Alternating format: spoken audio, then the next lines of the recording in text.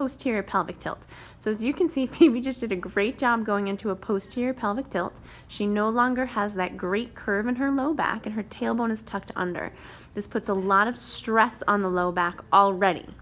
Now, when Phoebe goes to walk, she's going to reach her foot forward. So this is what happens when somebody's walking and they have a lower back problem, is oftentimes their gait gets short because their back is so used to being rounded, their hip flexors are tight, so they'll have tightness in front of the hips. So they have a short gait with no glute activation and a rounded lower back. So of course we're making this a bit dramatic because we want to show the big difference between not so great gait and a great gait. So that's tight hip flexors, a rounded lower back, no glute activation. We want Phoebe to walk really well, as we know she knows how. So we're going to have Phoebe stand up nice and tall. So the big difference here, and what we want to focus on, is glute activation. So instead of reaching forward, which we don't want to do, we want to use the glutes to push off. So Phoebe's going to use her right glute and she's pushing herself forward. That's beautiful. So what's happening is she's using her glutes as they're intended to push herself forward. Beautiful. So her glutes are pushing her forward. That's great. And if you watch her arm position too, her palms are towards her body.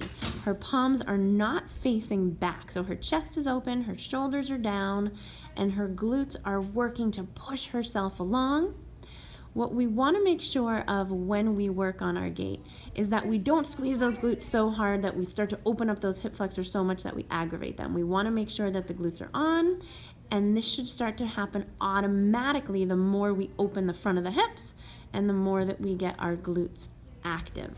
So there's a nice, beautiful gait. Phoebe has that nice lumbar extension in her low back.